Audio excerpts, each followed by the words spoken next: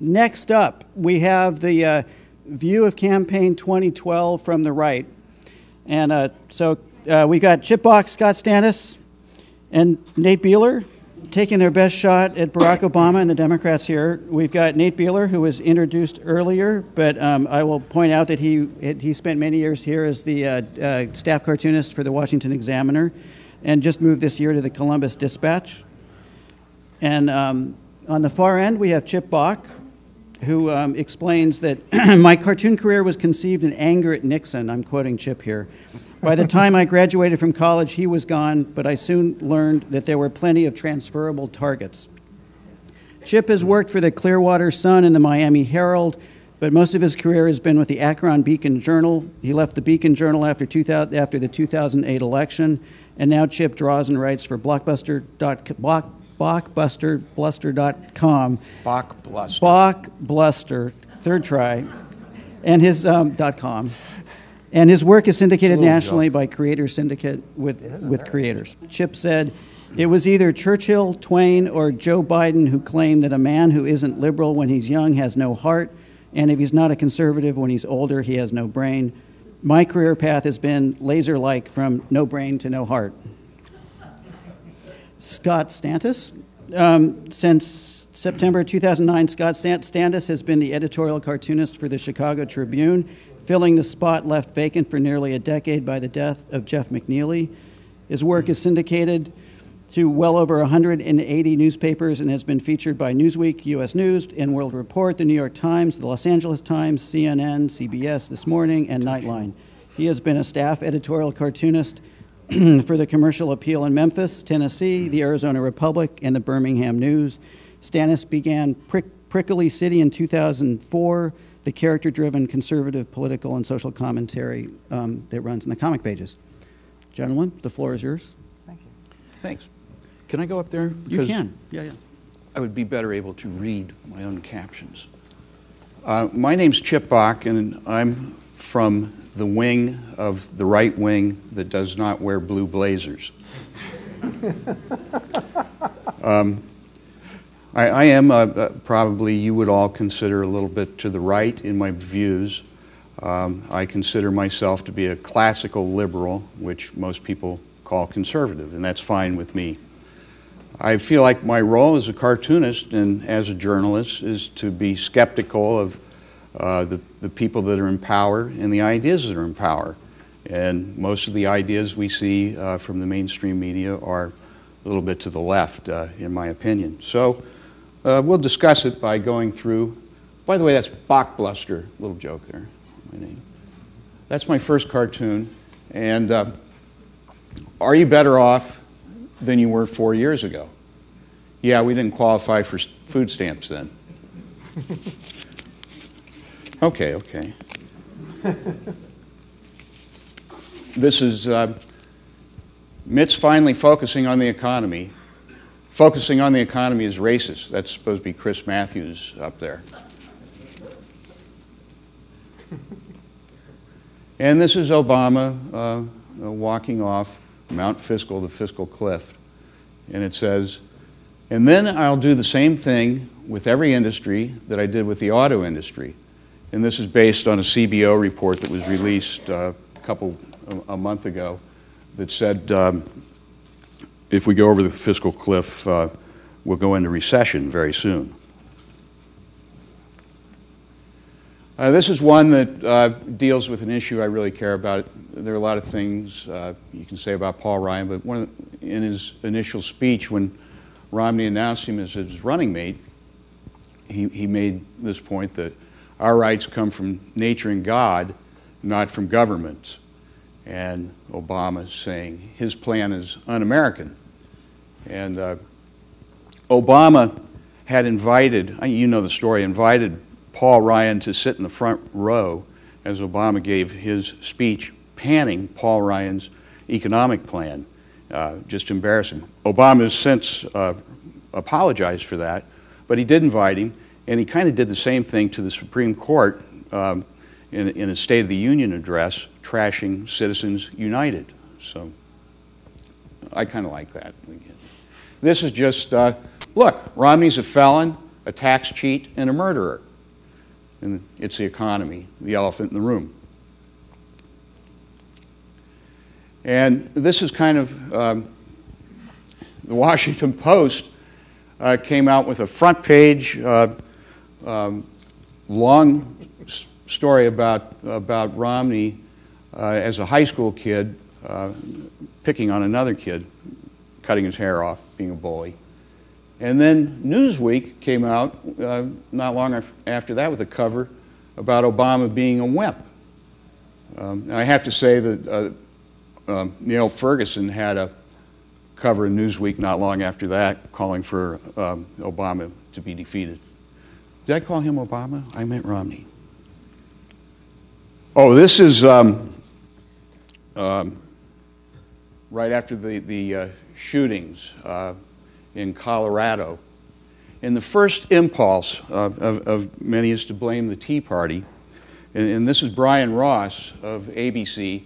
And what he did is found a guy on Facebook who had joined the Tea Party. He found his Facebook page, and he had the same name, which I cannot remember, the name of the Colorado shooter. But without following up on that, he just brought it up on a broadcast that it's possible that this guy's a member of the Tea Party, which is just kind of a predisposition.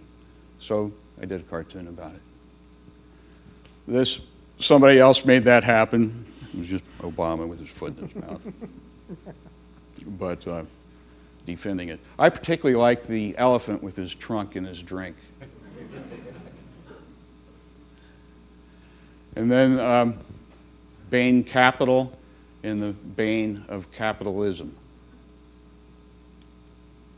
Oh, this guy is Neil Monroe, and he's the guy who worked for the Daily Caller, and he interrupted Obama as he was giving a speech in the Rose Garden, and this was really bad form. It was kind of a stupid interruption. The speech was about Obama's change to the immigration law to allow the children of illegal immigrants in the country, which had already been voted down by Congress, and he was going around Congress and applying it by executive order.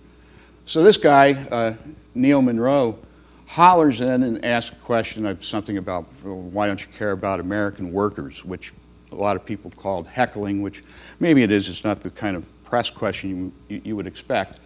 But the idea that a reporter would ask a president a question at a press conference was normal to me. I mean, why shouldn't he interrupt the president? And it reminded me of our very group in Washington years ago at this very sort of function. We were in the Rose Garden hearing Ronald Reagan speak, and Sam Donaldson started yelling questions over the back of us, interrupting Reagan. They were questions about Iran-Contra. And finally, one of our members, who recently passed away this year, Doc Goodwin, stood up and said, I move that this be adjourned. And Reagan, of course, said, I second the motion, and walked off. So it's not like this is the first time this sort of thing has happened. And then we come to The Godfather. Investigate the Bush lawyers for allowing terrorists to be tortured, and I'll kill the rest. Sounds like a plan.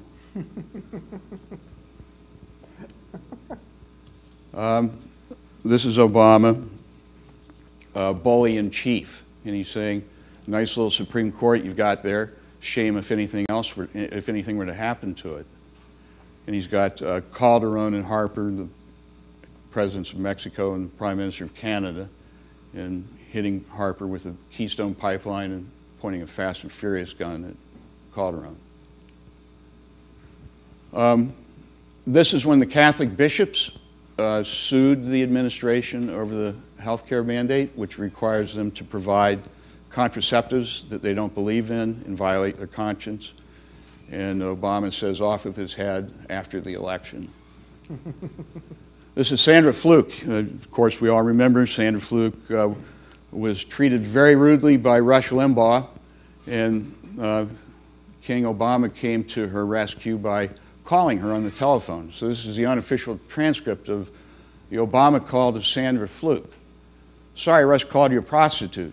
Thanks, you've strengthened my sense of sisterhood. With Sarah Palin, whom Bill Maher called the C word. Then Obama's looking at $1 million check from Bill Maher.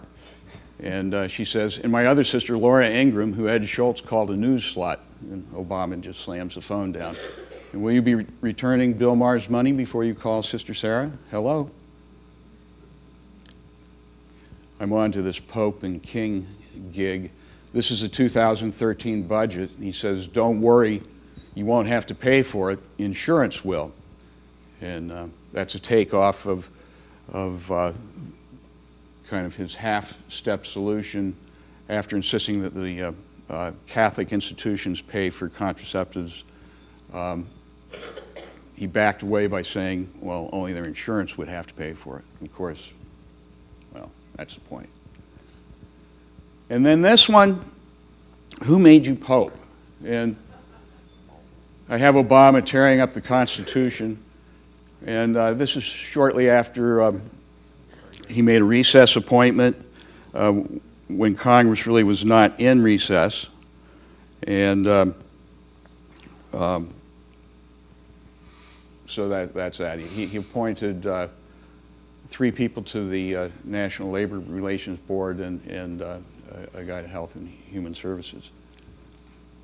And still going after the bishops, this is after the Marines burned the Taliban, presumably by accident. He says, Dear Taliban, sorry we burned your Korans. Marines burned a Koran. Dear Taliban, sorry we burned your Korans. To make it up to you, I'm torching a bishop. What, you expect me to pay? And then this is a story from North Carolina.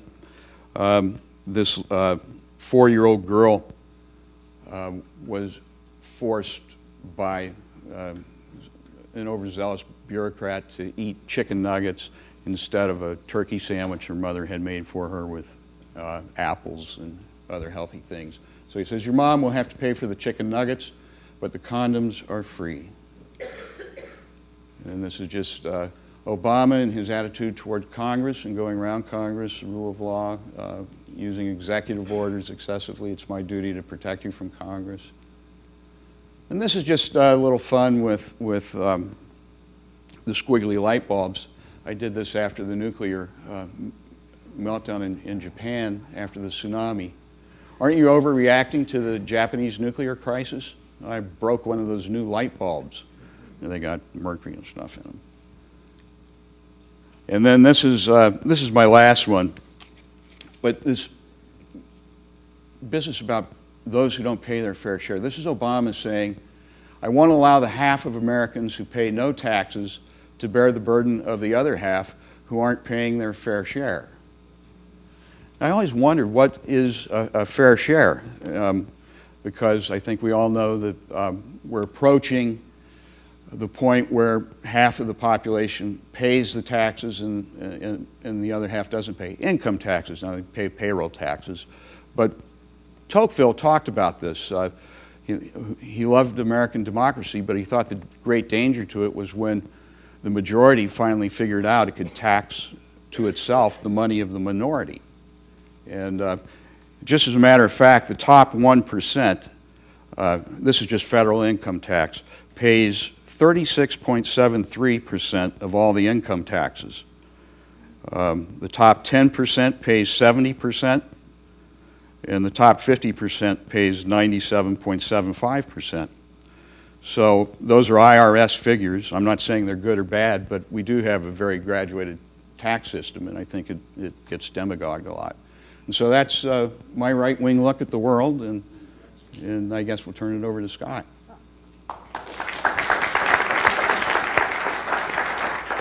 Power is mine. I'm Scott Standis. I'm the editorial cartoonist with the Chicago Tribune, the hometown paper of the current president.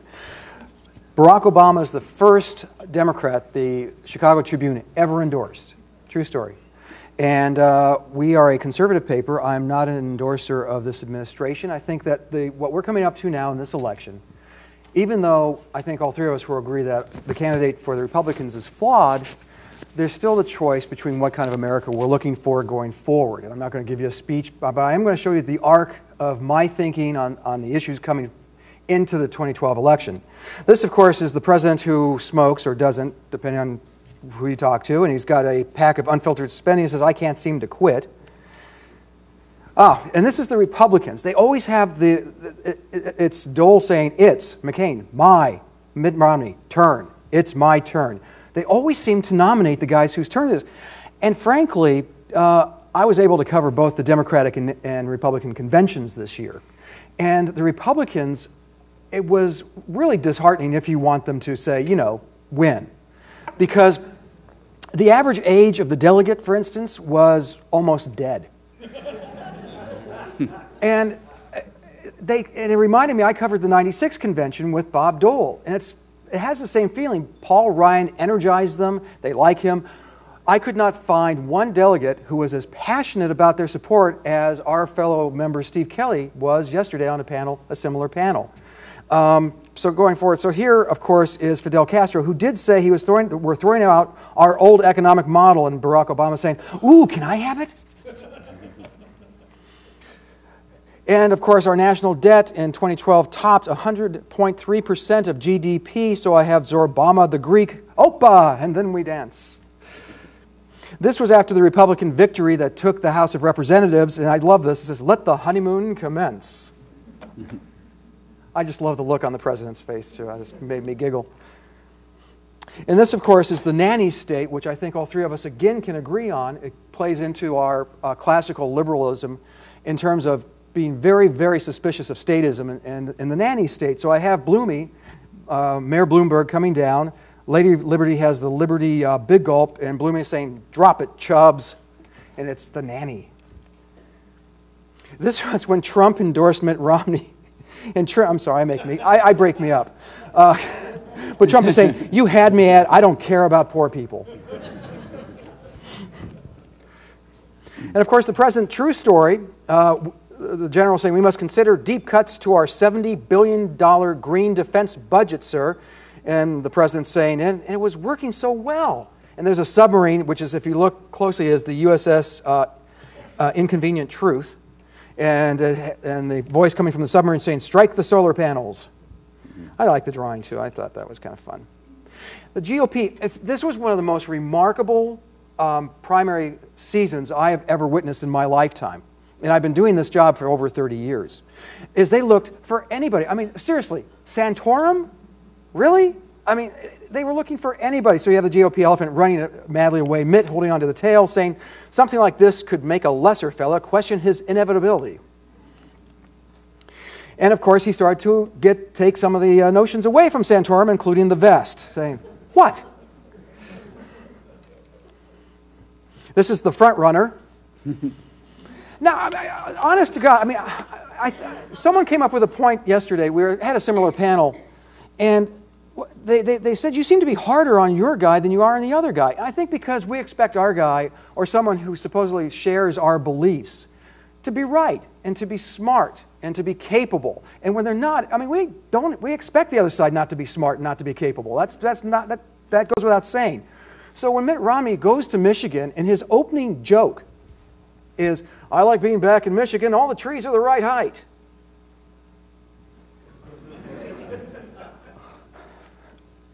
Maybe it's an existential exercise. Maybe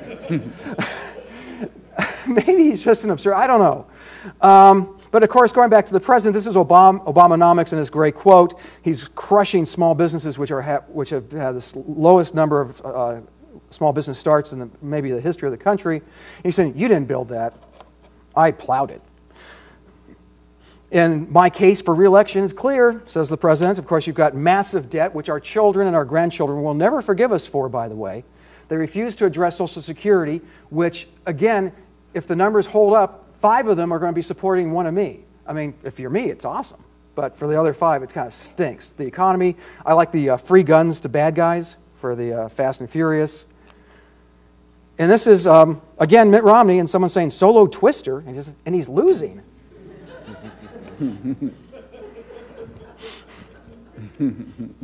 Now, super PACs, this is an issue for me.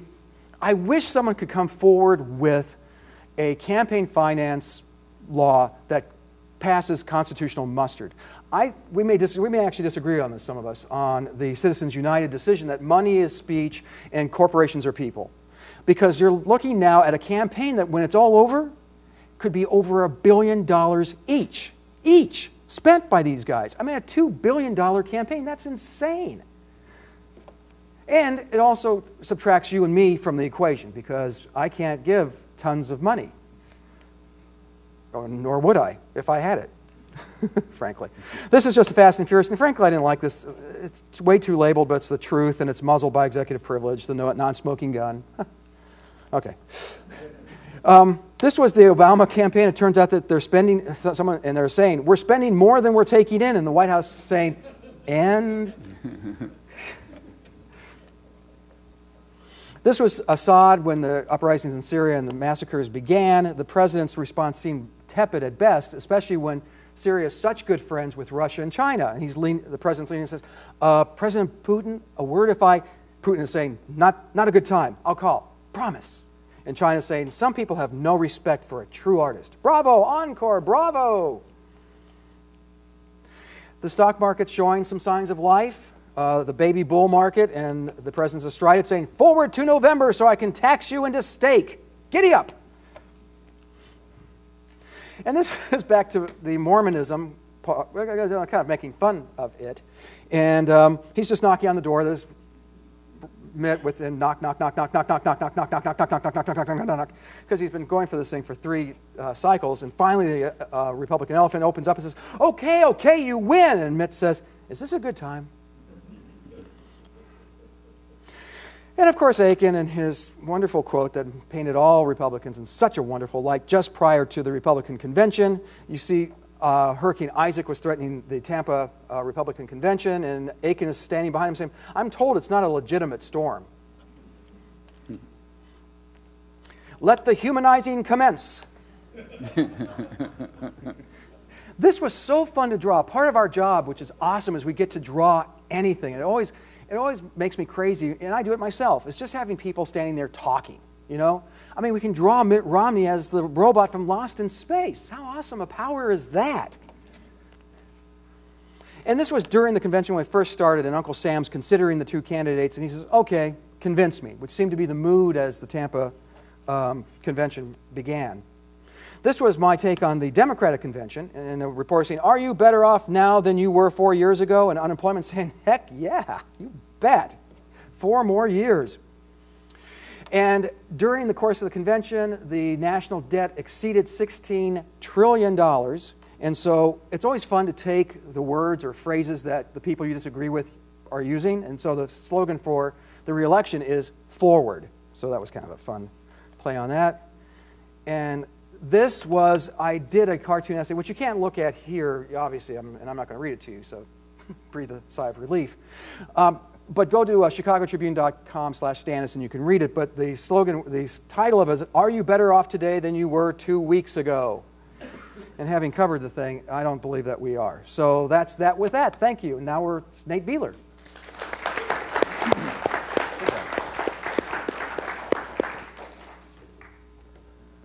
All right, well, I thought I'd just talk a little bit about my ideological arc, if you will. I've never really considered myself a conservative, certainly not when I got into the business, and I guess not really now. I was trained as a journalist, so I guess the ideology thing doesn't come naturally to me. It's just the way I think about the world. But I have been in Washington, D.C. Up until March. I was in Washington, D.C. for 14 years. I went to school here at American University and started working at the Washington Examiner in 2005, drawing cartoons, and so I've been in the sausage factory this entire time. And I use that as preface so you sort of see where I'm coming from as I'm going through my cartoons. So I'm going to start off with the cartoon from first year that I was drawing. And this is back when Bush was in office and he was vetoing a stem cell bill. It says, I'm not willing to destroy a life to save a life. and you have the countless tombstones of soldiers who died in Iraq.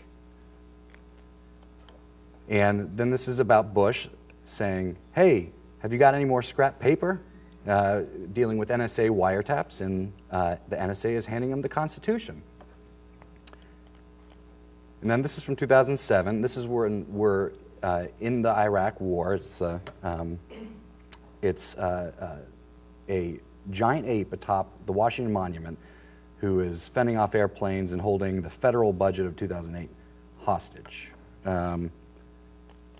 We go on to February 5th, 2008, and people forget that Bush passed a stimulus just like Obama did. Not quite as large, but February 5th. This was printed, and it's got a bum who's, well, I guess not a bum, a guy on a park bench has a sign, lost job, please help. He's saying to another guy who has a sign, lost home, bad credit, help. What are you going to do with your economic stimulus check? The other guy says, well, I've always wanted an iPhone.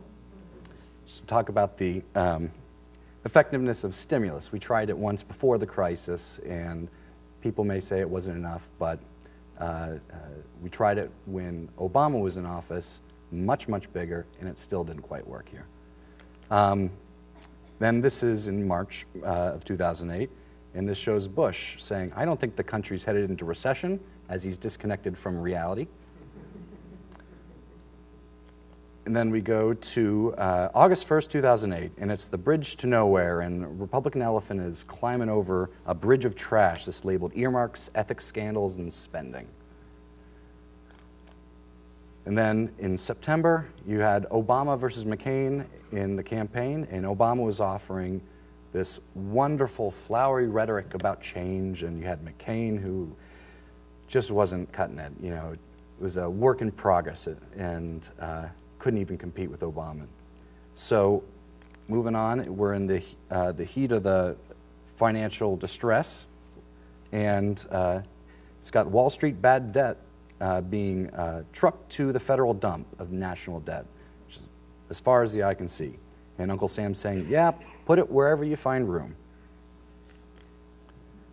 And the bailouts came, and President Bush was trying to sell it, and he said that he didn't want to do it, but he had to do it. Well, he says in this cartoon, I can sum up the cause of the economic meltdown for you in one word: easy credit. As he's offering free bags of money and $700 billion federal bailout bonanza, Wall Street special, why pay now when you can pay later? And then Obama was elected, and it was a watershed moment for America. And it was a great historic moment that any sane person should celebrate.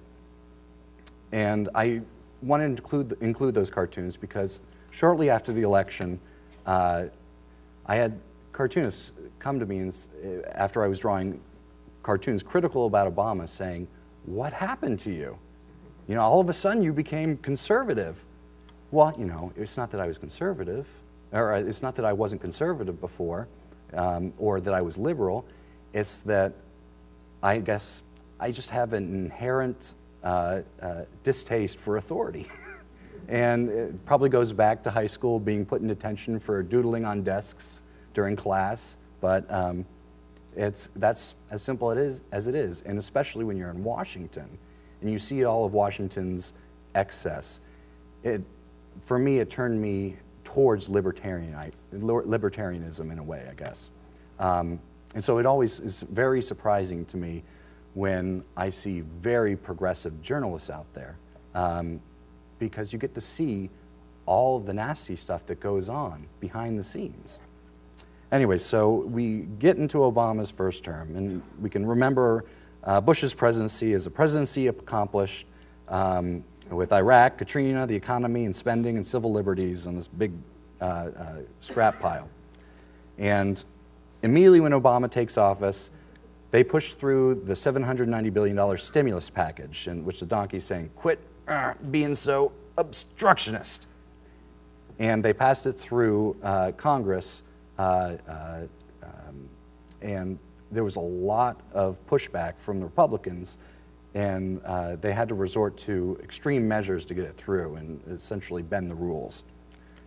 And the stimulus was being passed, and they were saying that there were going to be shovel-ready projects. Well, the first shovel-ready project is all the debt that they dumped on our grandchildren.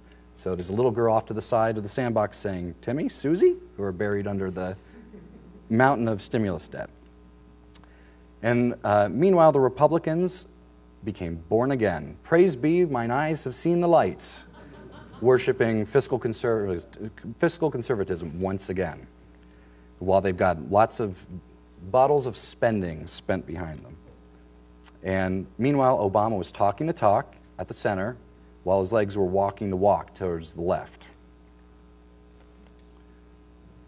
And this goes back to the Republicans, and the Tea Party came about, and the Tea Party crasher with the Bush-era spending bottle of Jim Beam in his back pocket, he's extending a saucer and saying, yes, I'll take my tea neat, please. And meanwhile, the stimulus was hissing and wheezing and gurgling and blurping and gorping and dripping, creating jobs for America. So as we get into 2009, we're talking about Obamacare. So they just passed the stimulus and the year before, and the next step was Obamacare.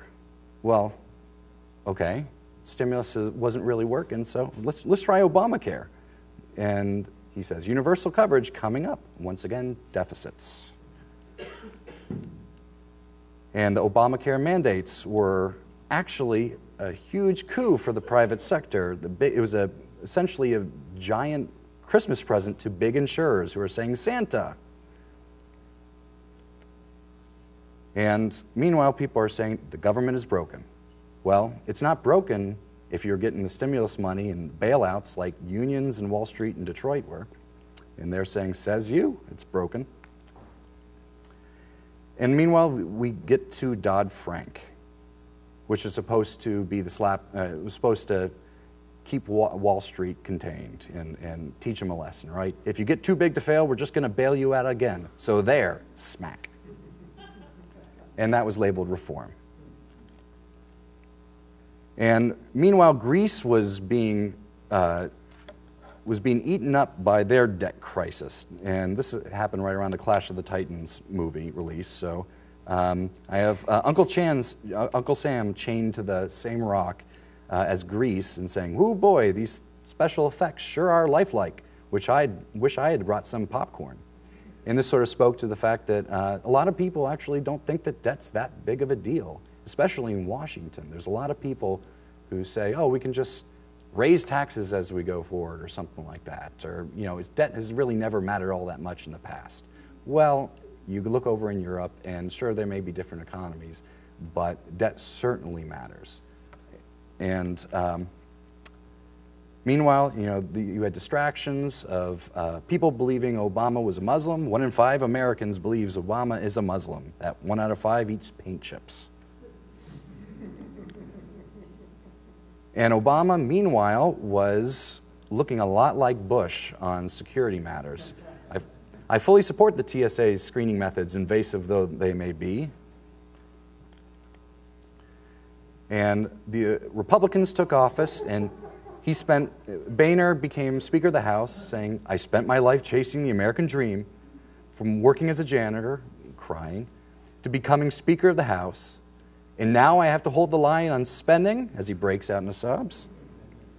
It was a new Republican Party, born again, as one of my early cartoons pointed out. You have Obama rejecting the Deficit Commission's recommendations. And when he called it a Sputnik moment, and yet it went right through his ears. And he was posing for the campaign. It's all talking the talk, but not walking the walk on the deficit. As Obama says, how long do I have to hold this pose? I've got a campaign fundraiser scheduled. And the Occupy protest came out, and I had a front and center view to it right across the street from me at the Washington Examiner. So I got to go out and talk to them and see them every single day. And this is what I took out from it, that You had common sense in one part of the brain, and then the other 99% were ideology, angst, and rage. It was very incoherent, especially at the beginning. It was only after a certain amount of time where they sort of figured out exactly what the core things that they wanted to say, and even then it was still incoherent. And meanwhile, the Obama administration was trying to co-opt them, to use them to drum up enthusiasm among the base to turn out for this election. So Obama's out there with the tent saying, "Occupy the White House. I'm with you, bro. Fight the man. Bump it." And I'm always amazed at the people who are just still enamored by a politician's personality. And you have Obama singing, "I'm so in love with you," Al Green, and people just eating it up. Meanwhile, he's just in love with deficit spending, and people are saying, "Oh my God, his voice is amazing."